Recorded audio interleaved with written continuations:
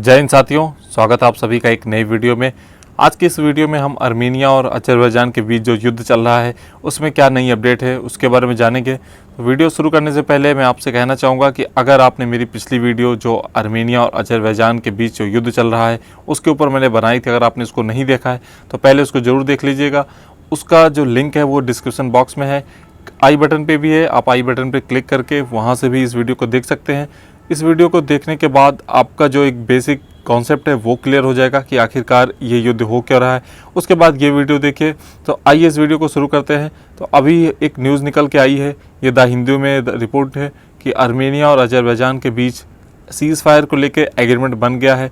ये जो Nagorno Karabakh reason में इनके बीच में लड़ाई चल रही थी, इसके लिए दोनों के बीच में एक सहमति बन गई है कि ठीक है, अब यहाँ से संघर्ष विराम करते हैं, इस युद्ध को यहाँ रोकते हैं। अब ये कैसे हुआ है? ये पॉसिबल हुआ है रशिया की मदद से। रशिया के जो राष्ट्रपति हैं व्लादिमीर पुतिन साहब, इन्होंने इनविटेशन भेजा था दोनों ही देशों को बातचीत के लिए कि आप दोनों लोग टेबल पे बैठिए, इस मसले का हल निकालिए और ये जो भी पूरा विवाद है इसको एक पीसफुल तरीके से इसको हल किया जाए। ये नहीं कि इसमें और युद्ध आगे बढ़े और लोगों को नुकसान हो, क्योंकि रशिया बिल्कुल नहीं चाहता है कि ये मामला कहीं और आगे जाए और ये रशिया इस मामले को ही ख़त्म करना चाहता है। तो इनके इनविटेशन के बाद दोनों ही देश मॉस्को में बातचीत करने के लिए तैयार हुए। मॉस्को में एक लंबी चौड़ी बातचीत चली, करीब 10-12 घंटे की एक पूरी मैराथन बैठक हुई। दोनों देशों के फॉरेन मिनिस्टर्स उसमें बातचीत कर रहे थे, इसमें रशिया के भी फॉरेन मिनिस्टर थे। ये बातचीत ख़त्म हुई, उसके बाद जो रशिया के फॉरेन मिनिस्टर हैं सर्जी लावरोव, उन्होंने एक स्टेटमेंट दी कि दोनों ही देश तैयार हो गए हैं एक ह्यूमैनिटेरियन सीज़ फायर करने के लिए, मतलब एक मानवीय तरीके से एक संघर्ष विराम शुरू करेंगे और ये युद्ध रोका जाएगा।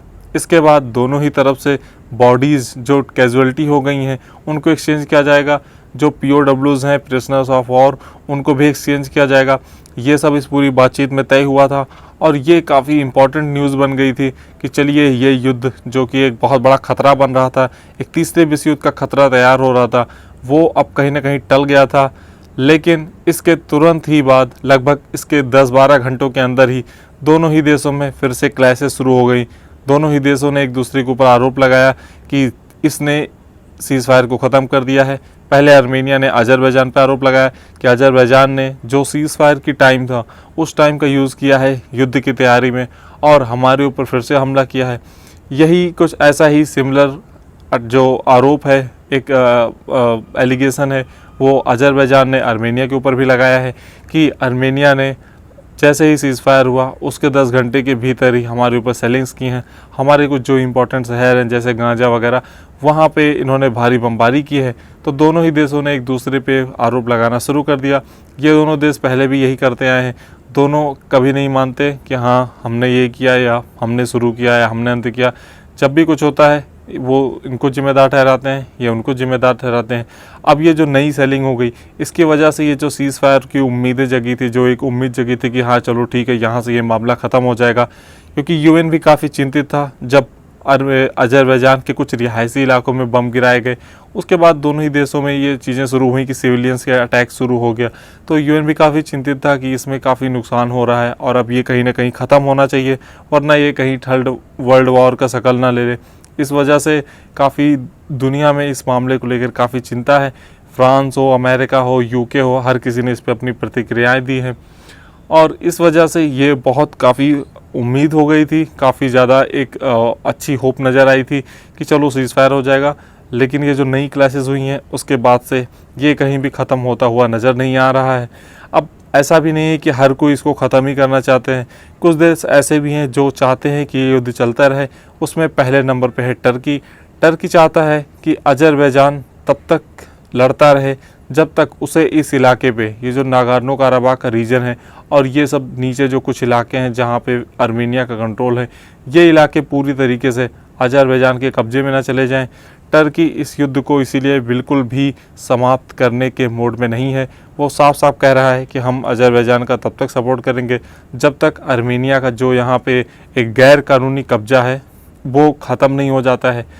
रशिया चाहता है कि युद्ध ख़त्म हो जाए, क्योंकि रशिया के लिए यहाँ पे कई सारे स्ट्रैटेजिक इंटरेस्ट हैं, जैसे कि रशिया का आर्मेनिया में मिलिट्री बेस है, उसके साथ साथ ये आर्मीनिया के साथ एक CSTO, एक मिलिट्री अलायंस ग्रुप है, उसमें भी ये दोनों देश मेंबर हैं।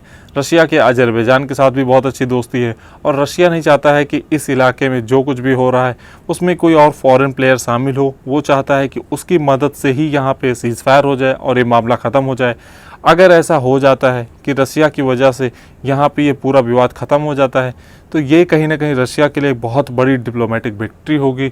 एक बहुत बड़ा एक मैसेज जाएगा पूरी दुनिया में कि क्रेमलिन ने एक शांति के लिए एक शांति समझौता करा दिया, दो देशों में जो युद्ध चल रहा था उस विवाद को ख़त्म कर दिया और कहीं ना कहीं रशिया का जो एक प्रेजेंस ख़त्म हुआ है, उसकी एक सुपर पावर की जो छवि थी, उसको जो डेंट लगा है, वो कहीं ना कहीं कुछ सुधार हो जाएगा उसमें।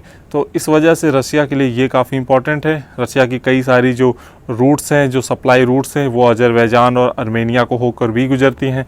तो रशिया के लिए बहुत इंपॉर्टेंट है, क्योंकि जब रशिया सोवियत हुआ करता था तो ये सब उसके पार्ट थे, ये सब कहीं ना कहीं रशिया के अंदर आते थे, रशिया का एक डायरेक्ट कंट्रोल होता था। तो तब से लेके आज तक रशिया इस पूरे रीजन में काफ़ी इंपॉर्टेंट रोल प्ले करता है। तो ये था पूरा मामला, लेकिन जो नई सेलिंग्स हो गई हैं उसके बाद से ये मामला कहीं थमता हुआ नज़र नहीं आ रहा है। अब आगे इसमें क्या होता है वो देखते हैं, उसमें कोई नई अपडेट या कोई ख़ास अपडेट निकल के आएगी तो मैं आपको ज़रूर दूंगा। इसलिए चैनल को सब्सक्राइब कर लीजिए, जिससे आपको आगे भी ऐसी वीडियोज़ मिलती रहें। मिलते हैं आपसे अगले वीडियो में, तब तक के लिए जय हिंद, जय भारत।